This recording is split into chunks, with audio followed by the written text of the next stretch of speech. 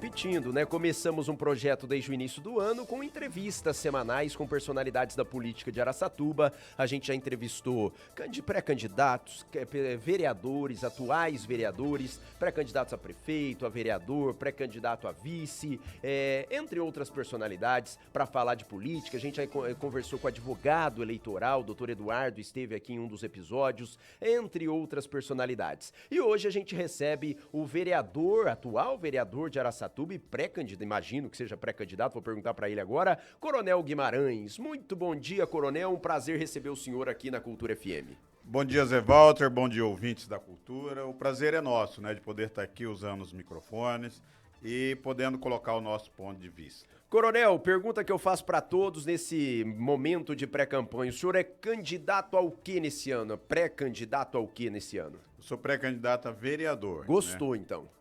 Não é questão de gostar, é questão de você chegar num ponto que não tem retorno. Né? Não tem?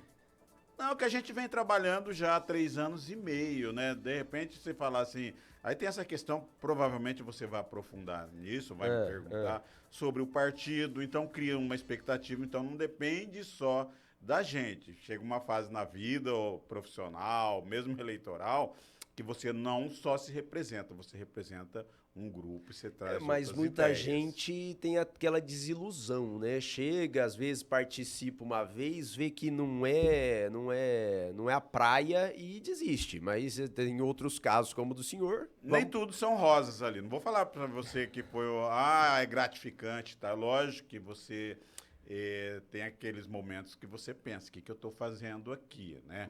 Mas nós temos um projeto e a gente quer levar esse projeto até o final. Ô, Coronel, e como começou essa história do senhor em disputar eleição? Porque o senhor é militar, aposentado?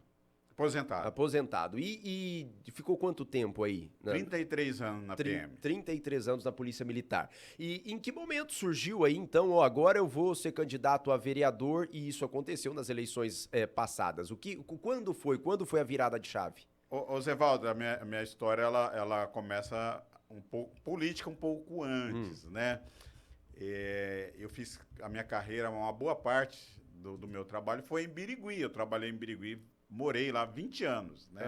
E a gente tinha um envolvimento lá na sociedade muito grande. As pessoas vinham falando, olha, você poderia tentar a política e tal. Mesmo ainda sendo militar. Mesmo sendo militar. Tá. Depois veio toda essa questão aí do Bolsonaro, a entrada com força do militar na política, né? Então, tudo isso foi juntando. E eu fui em 16, né? Em 16 eu fui candidato em Birigui. Eu saí candidato pela cidade de Birigui. Estava morando lá. Eu morava lá, né? Tá. E eu fiquei como primeiro suplente. Houve, né, na época, até a possibilidade de eu assumir a cadeira. Mas o militar, se ele assume a cadeira, automaticamente ele vai para a reserva, ele aposenta. E na época eu era major, para mim não era interessante. Dava para esperar mais um pouco. Dava para esperar mais um pouco, porque tem um impacto muito grande na nossa carreira, né? Eu poderia ter aposentado major, ou seja, 2 degraus abaixo. Eu falei, não, é melhor eu aguardar, vamos pensar, ver o que o futuro nos reserva. Mas chegou a ser convocado, então, para assumir? Não chegou a ser tratado. A gente conversou isso dentro do partido, porque havia a possibilidade do titular, né, ou assumir como secretário, né? Então teve todas essas tratativas. Eu falei, eu não tenho interesse pela questão profissional. Aí nesse meio de tempo aí, eu acabei tendo que vir para Araçatuba para assumir aqui, na época, o subcomando, depois o comando. Mudou para cá. Aí eu mudei para cá. Entendi. E como eu sou natural de Araçatuba, eu tenho muita gente aqui em Araçatuba, fui criado ali no Jussara, depois passei uma parte da minha vida no Muarama, tenho um vínculo muito forte, né, com a Igreja Amor e Cuidado, sou membro de lá desde o início, né, assim, a Igreja Amor e Cuidado hoje ela tem esse nome. É um nome, assim, de fantasia, mas a razão social é a primeira igreja batista de Araçatuba. Era aqui, né? Continua sendo Peixoto? aqui. Não era aqui na Floriano Peixoto? Não, continua aqui. Ah, continua. Continua. A parte administrativa continua aqui. Só que como não comportava mais a quantidade de pessoas, a gente acabou indo para um espaço maior. Fomos primeiro para o Vívere, depois nós fomos para o Bela Vista, né? E estamos lá. Então, como eu tenho um conhecimento muito grande, as pessoas falaram, rapaz, eu acho que você tem mais eleitor, muito mais chance aqui em Araçatuba. Quantos votos lá em Birigui? Lá em Birigui eu tive 540, né? Eu estava começando, e lá também é uma votação expressiva, né? Você que está na política, você vai ver que voto não é fácil, né? Os 500 votos são... Não Coronel, e na eleição em Araçatuba, o senhor tinha acabado de voltar para cá, então? Não, porque eu voltei, mesmo morando lá em Birigui, depois eu precisava vir trabalhar aqui. Mas você mudou para cá muito próximo. Depois eu mudei para cá um pouco mais próximo. E você teve aí uma votação muito boa, 1.590 votos nas eleições de Araçatuba. Te surpreendeu essa votação? Olha, não, já contava até com mais. Olha, eu vou te falar um negócio. O candidato, ele sempre acha que vai ter bastante voto. Achava que era mais. Não, mas eu fiquei feliz depois. Claro. Que você olha, porque você se compara, né? Você olha os outros colegas. Você vê nessa eleição, só 2 candidatos ultrapassaram 2.000 votos. Uhum. E nós já tivemos eleição em Araçatuba. É a Cristina. Isso. Nós já tivemos eleição em Araçatuba com um candidato tendo 8.000 votos. Numa outra eleição, aí alguns, eu acho que mais de 1, 2 ou 3, tiveram mais de 4.000 votos. Então, a eleição, a última, ela foi atípica. Ela vinha da pandemia, estava no meio da pandemia. A campanha foi ainda, né? Foi a campanha, a abstenção foi alta, né? Então, quando você coloca isso tudo, se fala que foi uma votação expressiva, sim. Coronel, qual foi a interferência, o auxílio, a ajuda? O senhor citou aí a Igreja Amor e Cuidado, que o senhor faz parte há muito tempo. Qual foi o auxílio que o senhor sentiu nessa votação expressiva que o senhor teve das pessoas que o acompanhavam também na igreja, o trabalho na igreja? Eu sou muito conhecido lá, né? Então foi isso. A igreja em si não apoia. Pessoas apoiam. E como eu era bem conhecido, eu acredito... E o senhor concorda com isso? Com essa questão da interferência da igreja? Não, mas eu acabei de te falar que a igreja em si não apoia. Mas nessa situação, o senhor concorda que seja dessa forma? Porque nós temos, em outros casos, instituições religiosas que apoiam candidatos. É uma forma deles de trabalhar. E o senhor concorda com isso ou não? A igreja em si apoiar, não. Candidato, não. A igreja, oficialmente, ter um candidato oficial é complicado. Né? Porque a minha conduta, eu já falei, eu fui apoiado por pessoas. Agora, a minha conduta, eu sempre falo, olha, o que eu estou fazendo aqui vai refletir nas pessoas que me acompanham, que votaram em mim. Então, eu tenho essa preocupação. Eu posso errar, lógico que eu posso errar, eu sou humano, eu posso descontentar pessoas muito, tem muita gente que às vezes não ficaram com... Outras me elogiam, procura, aborda, tá? Então nem toda essa questão da interação. Eu tô dizendo isso porque até o César Rezec, que é o presidente do PL, ele esteve aqui, é da Amor e Cuidado também. Ele citou até que na Amor e Cuidado não havia essa preocupação há uns anos atrás com essa questão de política e eles começaram a implantar estudos políticos dentro da igreja. Não seria indicação, a apresentação de um nome oficial, mas vários nomes e a igreja...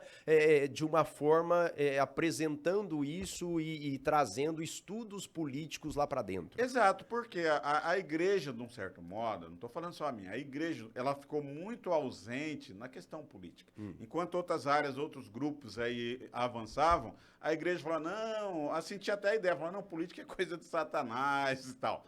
Não, mas nós temos que estar inseridos na sociedade. A igreja tem que estar lá, ela tem que ser bem representada lá, os seus membros, ela tem que representar bem o corpo de Cristo. Então, é nesse sentido que a gente fala, olha, eu preciso orientar o pastor, o ministro, o presbítero, ele tem que orientar o seu fiel, em todos os sentidos. Ele tem que falar assim, olha, por aqui é melhor, por ali tem esse, dá um esclarecimento, porque geralmente o líder tem mais conhecimento, e ele tem essa obrigação de levar esse conhecimento. Não de forçar, de impor, mas de levar o conhecimento, ele tem essa obrigação. Tá certo. Coronel, e o senhor foi eleito, 1.590 votos, e já estamos com 3 anos e meio aí desse seu mandato como vereador. O que você me diz de resultado? O que o senhor entende foi positivo? Foram mais problemas do que soluções? O que o senhor me diz aí com relação a esses 3 anos e meio, quase 4? Eu acredito que foi positivo. É bem positivo. É lógico que o vereador, né, o legislativo, você tem vontade de fazer mais coisas, mas você não pode, você é limitado, porque quem faz é o executivo, quem faz é... Então, como legislador, às vezes você fica tolhido, fala, pô, eu queria fazer isso, eu queria fazer aquilo. Agora nós vamos ter... Até foi aprovado, né, a emenda impositiva, agora nós vamos estar indicando, falou, olha, eu quero que faça isso, essa obra, tal e tal. Então, aí já é um avanço.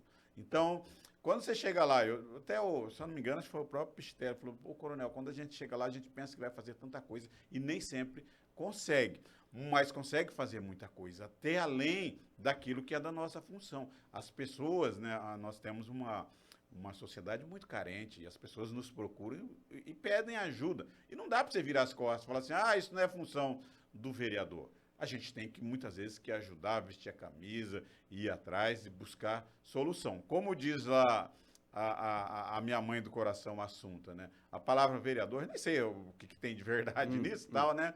Ela falou, mas se você pegar, né, a palavra ver a dor do outro, né? Então a gente tem que... E ela que foi homenageada recentemente. Foi homenageada. Ô, coronel, e qual a importância nisso que o senhor está comentando aqui, a importância de fazer parte da base do governo? Qual a importância disso para o vereador? Porque você pode estar, de algum modo, indicando ali políticas públicas. Mas o senhor acha que é essencial, sendo vereador, ser da base? Não, você não pode. Alguém já disse que toda unanimidade é burra, né? Então você tem que ter oposição também, porque senão o chefe do executivo vai fazer o que ele quiser nesse sentido que a gente está falando. Então é a necessidade de oposição e a necessidade também, mesmo você sendo da base, você nem sempre tem que concordar com tudo. Eu mesmo já discordei de muitas coisas e vou continuar discordando. Se eu não concordar, precisar votar contra, vou votar contra sim. Mas facilita em outros fatores. Facilita, porque algumas questões você recebe as explicações. Essa questão, por exemplo, da iluminação que está se alterando. Excelente. Que é algo excelente. Poxa. A gente discutiu, nós fomos lá em reunião, a gente participou junto com o pessoal da Caixa Federal, quando ele veio explanar, então você fala assim, poxa, a gente precisa estar mudando isso. Algumas questões aí do desenvolvimento da cidade, a gente vai lá, a gente está sendo ouvido, a gente vai lá, conversa no planejamento, nós somos ouvidos, nós não somos tolhidos. Nem sempre somos acatados, mas a gente está ali para estar ouvindo, inclusive para levar também aquelas questões, falando, olha, a sociedade, as ruas estão mostrando isso, às vezes vocês estão sendo iludidos, está numa bolha. A sociedade, a rua está mostrando outra coisa. E nós damos esse feedback para o executivo também. Tá, mas não tem essa obrigação, porque aí fica numa situação que muitas vezes pode gerar aí quase que uma obrigação em determinados questionamentos. Chega na Câmara, como faz parte da base, tem algumas possibilidades, do jeito que o senhor está falando, que facilitem alguns pontos, acabar tendo que votar de acordo sempre. Não, de modo algum, pelo menos da minha parte, né? Não vou votar, não vou fazer isso. Se precisar votar contra, eu voto pela minha consciência. Quando eu tenho dúvida, eu consulto algumas pessoas, falo, o que você acha disso? Eu não sou dono da verdade. O que você acha disso? Eu acho assim, peço uma segunda opinião. O que você acha disso? Não. Agora, não podemos concordar com tudo. Mas também está errado você discordar de tudo, né? Assim, chega um orçamento lá, você vota contra o orçamento só por votar contra. Quer dizer... Tem gente que faz? Você acompanha as sessões, né? Então eu acredito que você está mais habilitado a responder isso que eu. Ô, coronel, o senhor está no Republicanos há quanto tempo? Eu entrei agora na janela, né? Na janela, na janela. Isso. Mas o senhor acompanhou toda essa movimentação do Partido Republicanos aqui em Araçatuba desde o final do ano passado.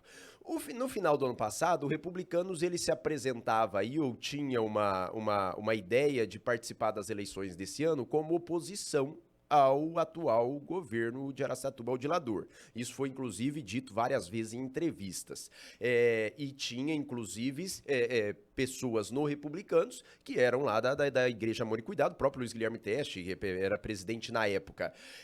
Mesmo naquele movimento do Republicanos, o senhor já estava muito próximo de ingressar ao Republicanos? Não, eu já estava próximo do Republicano antes disso. Antes disso, o Republicano já tinha me convidado. Eu falei, olha, eu não posso ir para uma questão da janela. Tá. Né? Eu falei, olha, eu não posso. Mas você sabia já dessa intenção do Republicano? Não, vamos lá. Antes disso, eu já estava negociando com o Republicano. Na época lá a gente eu chamo ele de João Grandão, tal, que era um líder regional aqui do Republicano. Hoje ele está um pouco mais afastado, ele está assessorando um deputado. Ele já tinha me convidado, eu falei, olha, na hora certa, tal. Aí, em razão das eleições, né, municipais, tomou uma outra conotação. O Republicano veio com um partido muito forte. Ele veio... Partido governador. Com possibilidade, em algum momento foi até discutido isso, da gente lançar um candidato majoritário. Nós chegamos até a pensar nisso. Mas até nesse momento, a minha participação era pequena, porque eu nem poderia, né? Mas sabia ou não dessa intenção do Republicanos em ser oposição naquele momento? A gente sabia, pelo que eu via, pelas postagens, pelas publicações, que o Republicano é um partido de direita e ele tinha algumas tratativas. Aí andou saindo, né? Você sabe, você viu isso, né? Algumas fotos, algumas pessoas, mas eu volto a afirmar, né? Você já ouviu e a gente já tem se falado muito disso. Política são como as nuvens no céu. Você olha, agora está de um jeito, daqui a pouco pode estar diferente. Então, tratativas, né? Negociações, lógico, isso do modo lícito, isso sempre vai ocorrer, não tem como fugir disso. E o senhor foi um dos que acho que fez mais ou menos a ponte da ida da Edna Flor ao Republicanos naquela ocasião. O senhor participou, teve uma participação do senhor? Não, isso, tinha uma discussão. A Edna já estava bem próxima do Republicano, mas ela estava próxima por contatos com a estadual, que ela conhece os deputados e tal, então ela tinha esse contato. Até foi por lá. Isso, e eles tinham interesse que a Edna fosse para o Republicano, que a Edna iria trocar de partido, isso é fato, né? Só que aqui ela não tinha essa proximidade com o pessoal do diretório, e o presidente, então, era o Guilherme Teste, que é meu amigo. Eu sou amigo da Edna e sou amigo do Guilherme. Eu falei, olha, vocês têm que sentar e conversar. Então, meu papel foi fazer essa aproximação deles. Fulano, essa é a Edna, esse é o Guilherme e tal, vocês sentam e conversam. Mesmo sabendo que o Republicano estava numa situação um pouco de oposição? Não, nesse momento, quando a Edna veio, estava tratando para vir para o Republicano, né, não vamos ser ingênuos, né? Com o capital político da Edna, a chance dela ser candidata já vinha ser majoritária. Não, já certeza, era considerável, Sim. Vamos dizer assim. Não estava batido o martelo, mas já era considerável. Um grande nome. Um grande nome, né? Então, a Edna já estava, no radar para ser, e chegou até a ser tratado. E aí casaria com essa intenção do Republicanos em talvez lançar um candidato, que o senhor disse que no começo tinha essa tentativa de lançar um candidato próprio a prefeito? Não, então, nesse momento eu acredito que o nome ficou forte, porque até então discutia-se, eu nem fazia parte, tá? Estou falando pelo que a gente tem acompanhado, discutia-se da gente oferecer o vice. Opa, mas entre o vice e um candidato que tem chance, um candidato majoritário, qual partido que não quer um candidato hoje? Todos os partidos gostariam de lançar um candidato majoritário, é lógico que com votação expressiva, né? E a Edna é uma pessoa com nome muito forte na sociedade. Ô, Coronel, e depois aconteceu tudo aquilo que a gente presenciou de muito perto, a Edna pedindo para sair do Republicanos por conta de áudios divulgados em grupos de WhatsApp, e o senhor que a levou até essa conversa inicial, como é que o senhor ficou naquela situação? Eu estava, nesse momento, eu estava entrando no Republicano. Pensou em sair ou não? A gente refletiu bem, falou, vamos ver como é que fica isso aqui, né? Porque também você não pode tomar decisões baseadas na emoção. Eu tenho aprendido isso. Você tem que esperar baixar a tormenta, baixa a poeira, agora sim vamos ver o que aconteceu, né, tal. E acredito que a melhor decisão foi aguardar mais um pouco e a gente permaneceu ali no Republicano e hoje é um partido que está bem estruturado. Mas com relação à Edna, tudo que aconteceu, o senhor viu de que forma? É uma questão muito pessoal, né? Muito pessoal. Eu conversei um pouco com a Edna, mas é uma questão muito pessoal. Ela que se sentiu, né? Ela sentiu mal, tá? Já vinha de alguns abalos, né? Então eu não quero entrar nessa questão porque era uma decisão pessoal dela, apesar dela ter me comunicado, ela me agradeceu tudo que eu fiz por ela, mas é uma decisão pessoal e eu respeito isso. Não, claro, sem dúvida, sem dúvida. Mas o senhor entende que talvez a decisão do senhor seria esperar mais um pouco para aguardar o que geraria daquilo, e a chegada do Motooka, por exemplo, como presidente. Exato. E aí o senhor viu com bons olhos essa troca? Não, havia necessidade, né, de se trocar, mesmo porque o Motooka, ele entrou quando estava vago, né? Ele já fazia parte do partido, estava vago, a nominata aqui estava sem nomes, aí foi colocado o nome do Motooka, mas não que ele veio para ser trocado, ele foi colocado lá veio como um nome assim, uma pessoa séria, uma pessoa que já tem histórico. Não tem, pelo menos até onde eu saiba, não tem oposição, não tem gente contrária, né? Porque muitas coisas, Evaldo, você não fica perguntando, fazendo pesquisa. Nós estávamos com... Não, mas eu imagino que o grupo de WhatsApp deve ser... O tempo ali era muito curto, mesmo porque essas pessoas, se você for... Eu não lembro de todos, né? Assim, precisa pegar e tal. Mas uma boa parte das pessoas que estão agora entraram depois, né? Porque a gente estava com tempo exíguo, tinha poucas pessoas, quase que a gente não monta o grupo, aí o Motooka teve que fazer todo esse trabalho da gente estar correndo atrás, de trazer bons nomes. Acho que era uma semana, faltava uma semana. Isso, foi um tempo assim, exíguo, coisa assim. Nós tivemos um evento fora, eu lembro, e que era para tratar outras questões, e a gente passou o final de semana negociando, né? Ali, liga, tem que entrar, tem que cadastrar fulano. Então, nós cadastramos pessoas praticamente no último dia, porque então o tempo estava muito corrido, né? Mas graças a Deus deu certo. O Motooka tem trazido essa imagem de confiança, de pessoa responsável, ele tem um histórico, né, tal. E eu acredito que o partido hoje está em boas mãos.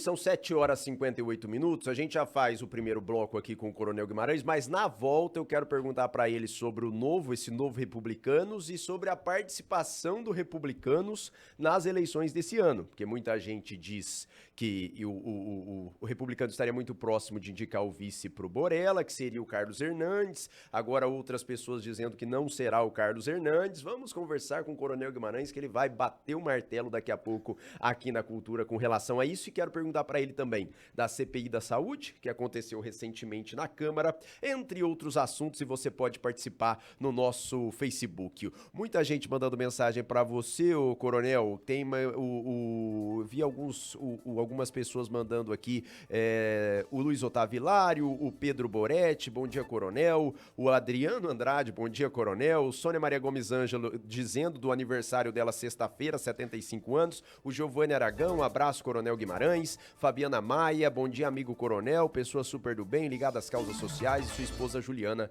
faz muito. Então tá aí, pessoal já se manifestando na nossa live do Facebook. Rápido intervalo comercial aqui na Cultura, daqui a pouco a gente volta com mais assuntos no Xadrez Político desta manhã de quarta-feira, aqui nos 95,5, a gente volta já. Sai na frente!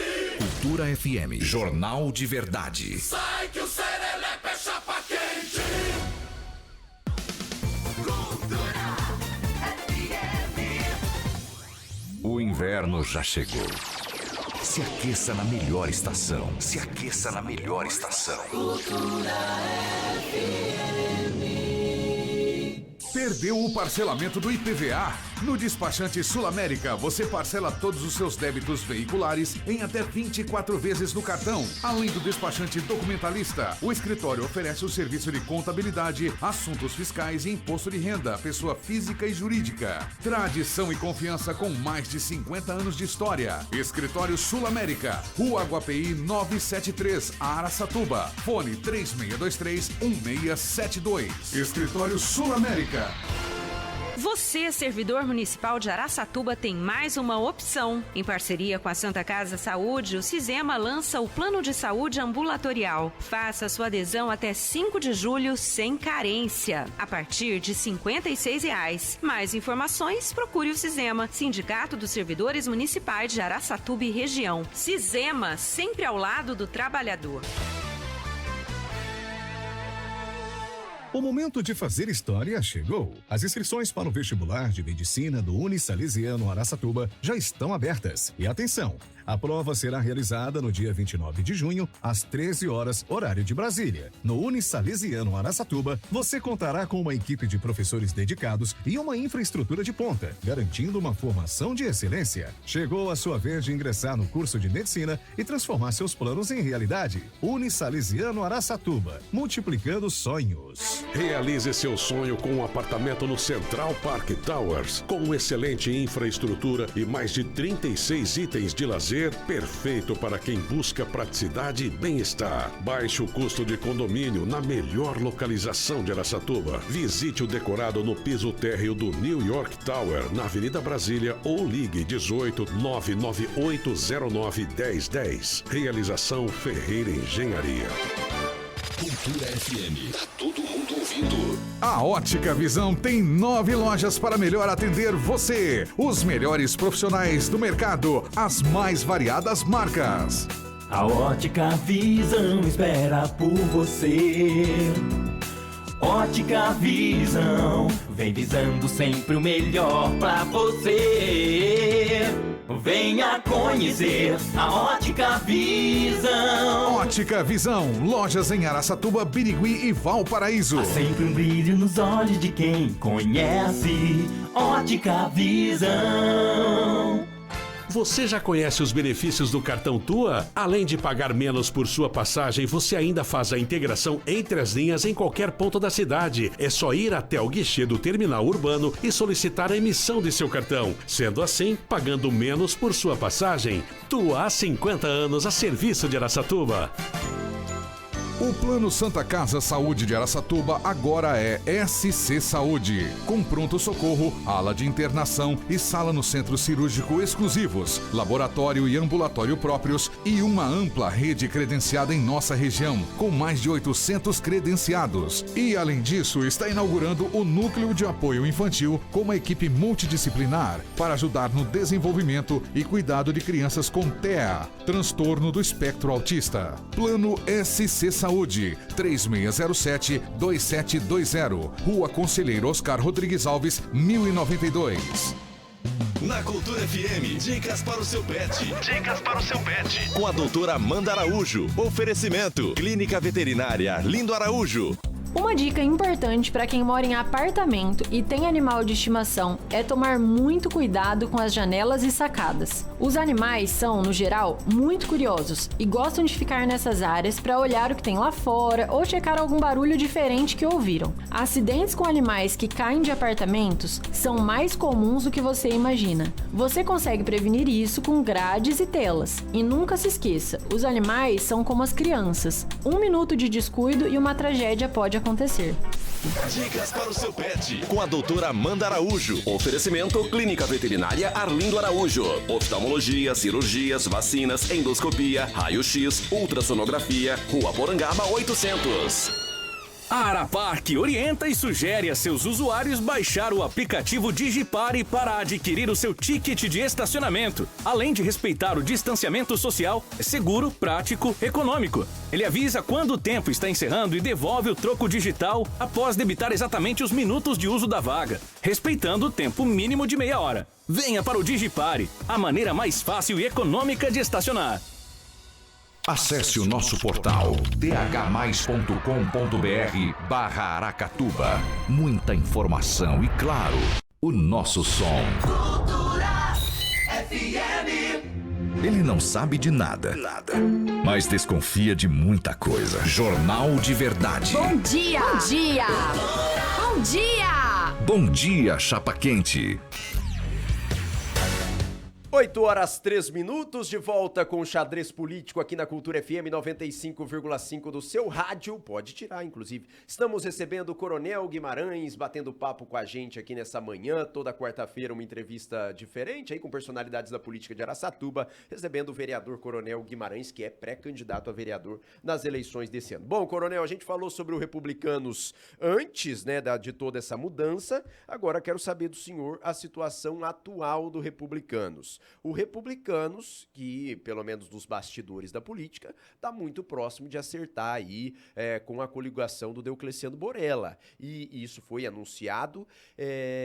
Como é que o partido está, o senhor integrante do Republicanos, nessa situação? Porque depois surgiu também uma conversa que talvez o Republicanos, vindo de São Paulo, uma determinação, ou conversas de São Paulo, estariam também próximos do Felipe Fornari. Como é que está, o que está acontecendo no Republicanos? Você falou que foi anunciado, eu não recordo desse foi anúncio, anunciado, mas assim, estava muito próximo, ou não? O Republicano é um partido forte, é um partido grande. E nós queremos, que se discute lá, nós acreditamos que podemos ser o fiel da balança. Né? Acreditamos que possamos ser o fiel da balança. Nós somos um partido determinante para a eleição. E nós, exato.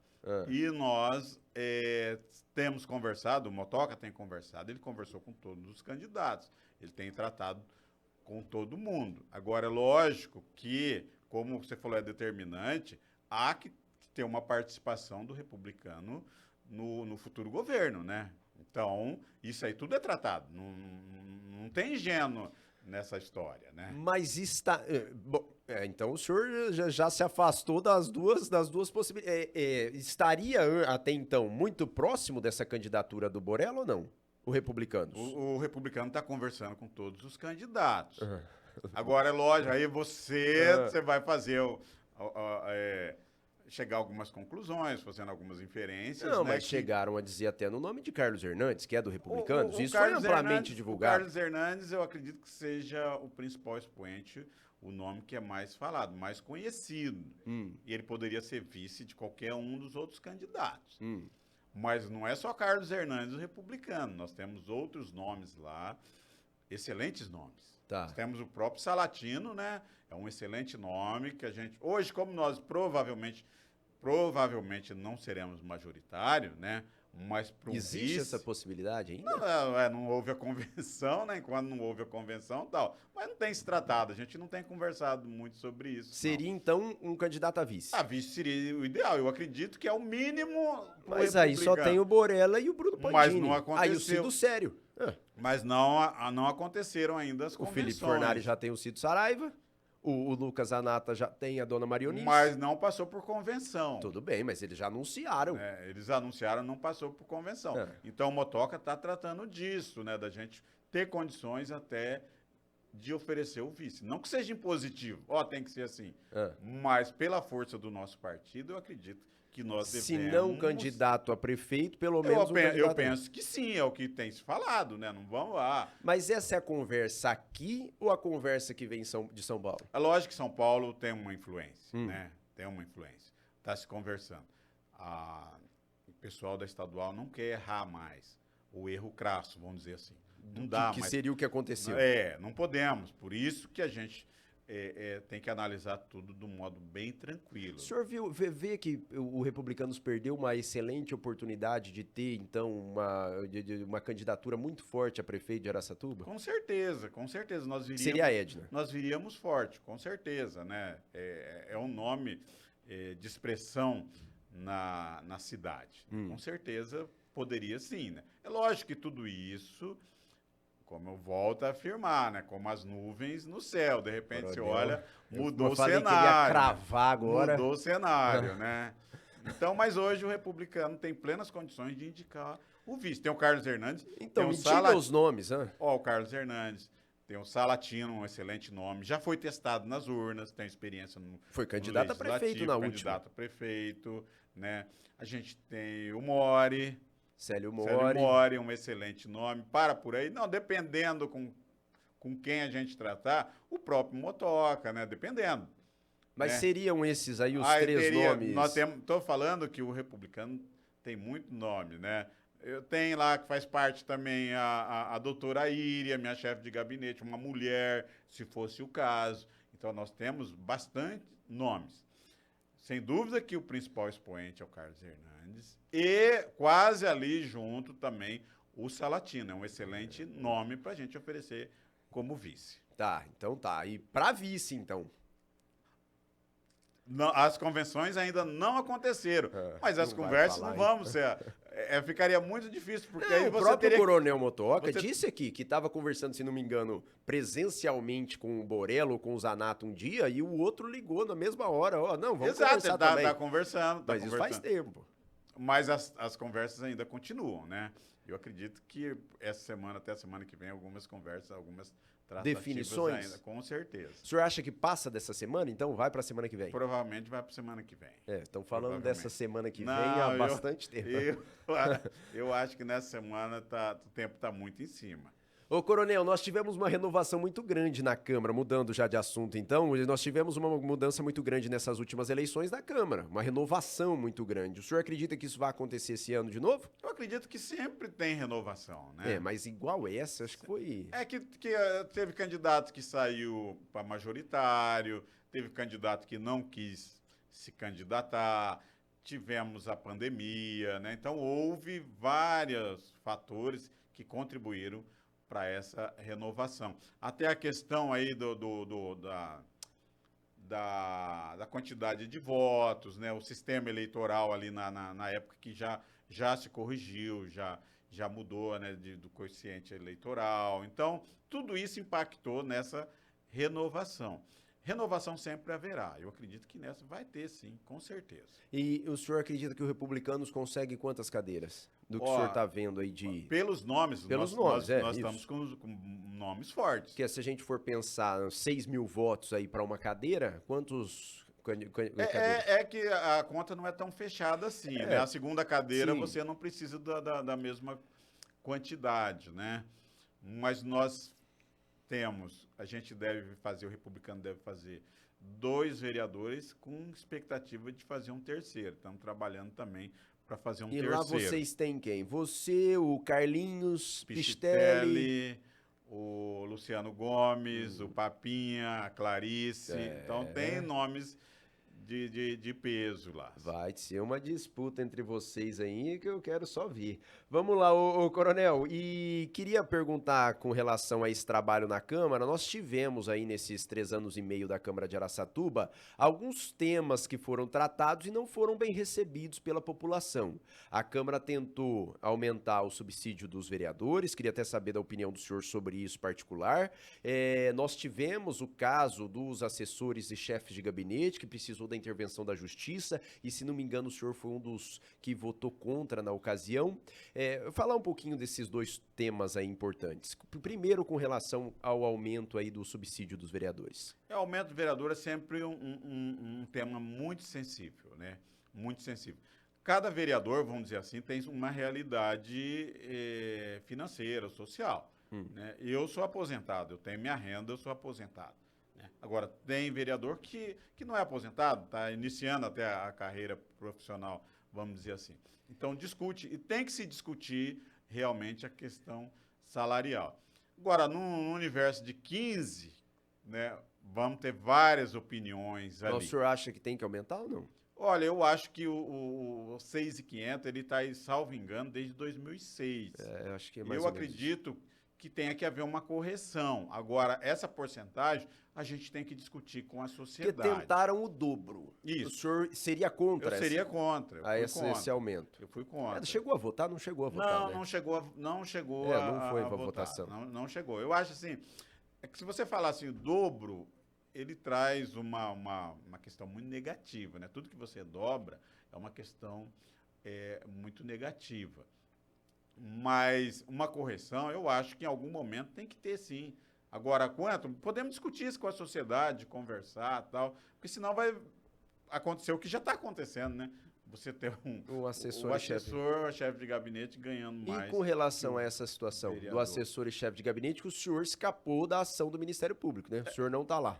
Isso, porque eu votei contra. Eu votei contra. Eu achei, assim, também um aumento, um valor exagerado, muito alto. Mas não só isso, né, Coronel? Foi a insistência. O Ministério Público já tinha apontado, depois voltou acho que 2 ou 3 vezes a mesma situação. Criou-se ali, né, toda essa celeuma e tal, e eu sempre me posicionei e falei, olha, eu sou contra esse aumento. Eu acho que o chefe de gabinete, o assessor, ele tem que ter um bom salário, porque é exclusivo, ele tem que ficar ali, né?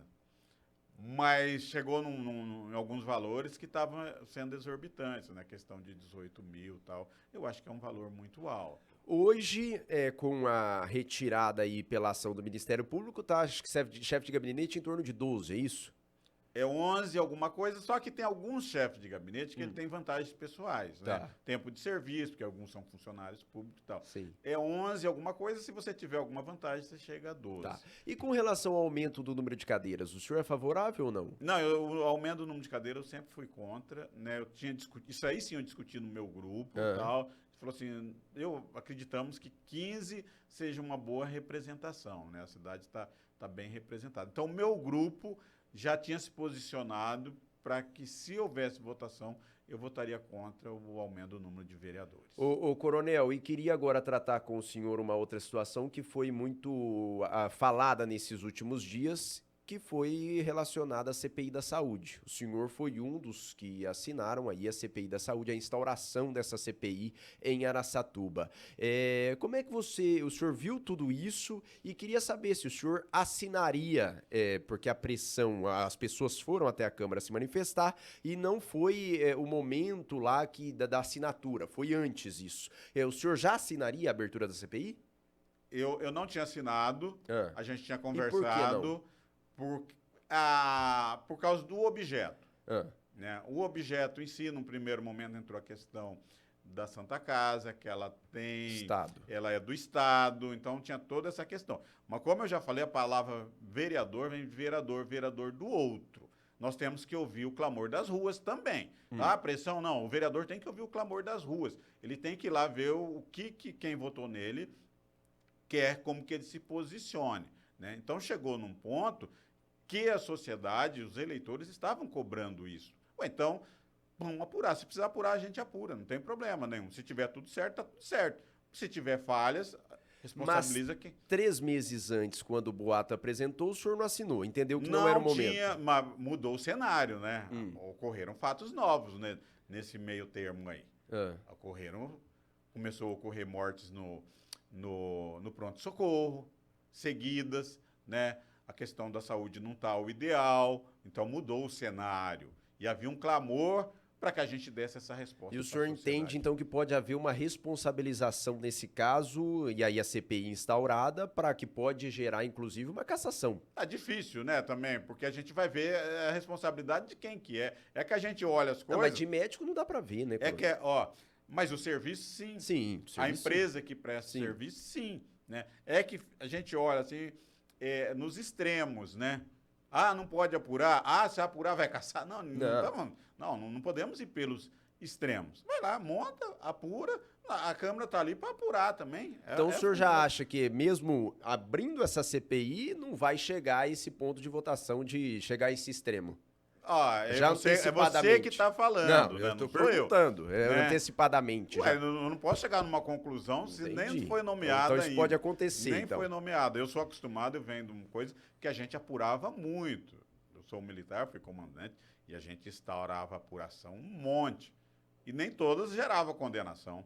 Se você pegar um monte de coisa, mesmo na justiça, o Ministério Público pede absolvição em vários casos, né? Então, se tem que apurar, vamos apurar. Tem alguma coisa para esconder? Não. Então, vamos apurar. Entendi. Queria perguntar para o senhor, já nessa esteira, da participação de vereadores, inclusive acho que o senhor não esteve presente, nas audiências públicas da saúde, que talvez poderia ser um momento de apuração.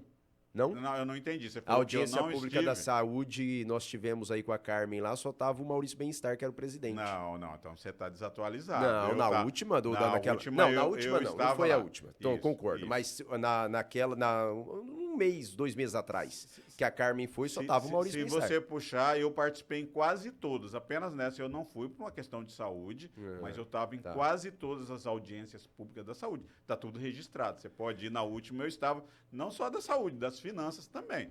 Tá. O Esgalha O Esgalha não pode me ver porque eu vou lá e eu cobro. Toda vez eu vou cobrar, eu vou continuar cobrando, que eu acho que o comprometimento, né, com a folha de pagamento ainda é baixo. Eu acho que dá para aumentar ainda, né? Eu discuto isso com o Pichitelli e tal, aumentar ainda, às vezes, a folha de pagamento. O senhor acha que a saúde vai ser o grande tema das campanhas eleitorais nesse ano? A saúde sempre será grande tema, né?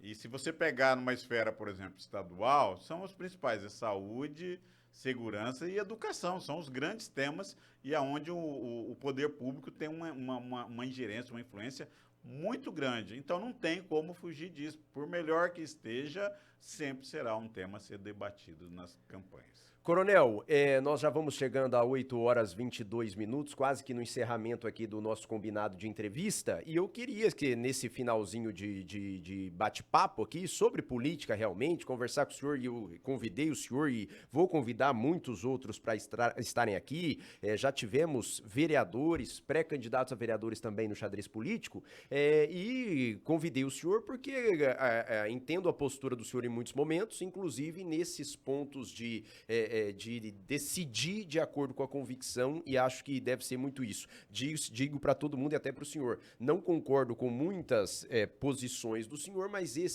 essa postura eu acho que deve acontecer com todos. E queria reservar esse tempo final da nossa entrevista aqui para o senhor mandar o recado para a população. O senhor que é vereador, está entrando em recesso agora, vai ficar um mês de folga ou não? Não, vereador não, para. É que assim, o pessoal acha que... O Netinho falando aqui, não vai parar. O pessoal acha que porque está de recesso não para tudo. Não, mas não fecha a Câmara. O trabalho, só né? Não tem as sessões. A única coisa que não tem as sessões e não conta os prazos, né, processuais ali da Câmara, né? Mas o trabalho continua do mesmo jeito. O gabinete está lá aberto, o meu gabinete está aberto todos os dias, né? Eu tenho comparecido lá praticamente todos os dias.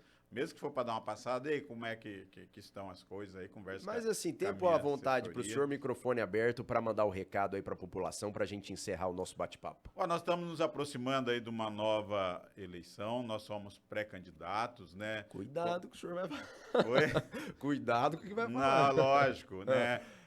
Alguém falou, mas como você falou no início, né? Como que você avalia, né?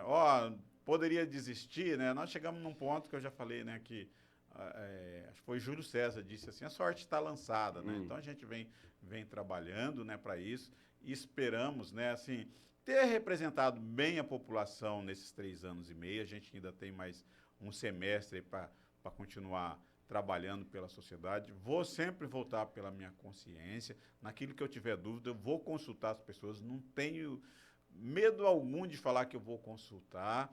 Também não tenho medo de, vai desagradar? Paciência, né? Nem Jesus Cristo conseguiu agradar todo mundo, né? Então, eu tenho que agir pela minha consciência. E vou continuar agindo pela minha consciência. E, como alguém já disse, a gente sempre escuta isso, né? A única constância é a mudança, né? Então, nós não estamos aqui, não somos donos da verdade. E, em algum momento, se a gente precisar mudar, lógico que nós vamos mudar, sim, com muita tranquilidade. Então, eu agradeço o espaço cedido aqui. Estou sempre à disposição para esclarecimento, não corro de entrevista, 33 anos na polícia, não corri do crime organizado, não vou correr da política, né? Lógico, nem sempre a gente agrada, não dá para agradar mesmo, né? E nem tenho essa pretensão. E não dá para falar muito mais coisas, como você mesmo falou, cuidado, vê lá o que você vai falar, exatamente. Que nós estamos num período crítico. Agradeço ao Coronel Guimarães pela presença aqui na Cultura nessa manhã em mais uma edição do nosso Xadrez Político. Lembrando que esse conteúdo estará à disposição no YouTube da rádio, tem lá a playlist do Xadrez Político com todas as entrevistas anteriores e também no Spotify, para quem gosta de acompanhar na academia, ouvindo aí no celular, vai ter essa possibilidade no Spotify da Cultura. Daqui a pouco o Lula Bala vai fazer o recorte pra gente. Nós vamos para um rápido intervalo comercial. Na volta, a gente vai tratar de assuntos também de política, porque nós tivemos as representações do PP que foram julgadas procedentes contra a pré-candidatura do Deocleciano Borello, uma multa de R$10 mil, entre outros assuntos políticos, inclusive o prefeito de Estrela do Oeste, que pagou com recurso da prefeitura o funeral do sogro dele. Tá? Para acreditar, coronel? R$5 mil o funeral do sogro dele. E a gente, aquela discussão de se carente ou não, mas os carentes lá de Estrela do Oeste, o custo é de R$400. No caso do sogro dele, foi quase 5. A gente volta já aqui na Cultura, continue com a gente, 8h25. Sai da frente! Sai que o serelepe é chapa quente! Agora na Cultura FM, educação começa em casa. Proteção também, com Mônica Schoen-Kaimen. Criança não namora. Para proteger nossas crianças, devemos tratá-las como crianças. É fundamental lembrar que a infância é uma fase de descobertas, brincadeiras e muito aprendizado. Nossas crianças merecem viver essa fase de forma saudável e livre de pressões adultas precoces. Ao romantizar relacionamentos amorosos entre crianças, corremos o risco de expô-las a situações inapropriadas e prejudiciais ao seu desenvolvimento emocional e psicológico. É nosso dever protegê-las e preservar sua inocência. Vamos respeitar o tempo e as necessidades das nossas crianças. Ofereçamos um ambiente seguro e acolhedor, onde elas possam crescer, explorar e se desenvolver plenamente. Juntos podemos garantir que a infância seja uma fase de alegria, aprendizado e proteção. Vamos proteger nossas crianças e permitir que elas sejam apenas crianças. Você ouviu na Cultura FM. Educação começa em casa. Proteção também. Com Mônica Schoen-Kaimen. Sua melhor companhia. Informação, promoção e muita música. Cultura FM. No inverno, se aqueça na melhor estação. Se aqueça na melhor estação. Cultura FM 95,5. Agora, vamos falar sobre saúde e o plano ideal para toda a sua família. O Plano Santa Casa Saúde de Araçatuba agora atende por SC Saúde, para que você não tenha dúvidas sobre a exclusividade dos serviços prestados. Atendimento hospitalar e pronto-socorro com médicos 24 horas, incluindo plantão pediátrico. Internação com estrutura confortável, com climatização, frigobar e televisor. Ambulatório e laboratório próprio para sua maior comodidade. O Plano SC Saúde conta com mais de 800 credenciados em nossa região, tanto nos consultórios e clínicas médicas, quanto hospitais e prestadores conveniados. E agora, uma grande novidade. O Plano SC Saúde está inaugurando o Núcleo de Apoio Infantil, um espaço dedicado ao aperfeiçoamento, desenvolvimento e cuidado de crianças com TEA, transtorno do espectro autista, que conta com uma equipe multidisciplinar nas áreas de neurologia, fonoaudiologia, psicologia e terapia ocupacional. Plano de Saúde SC Saúde 18 3607 2720.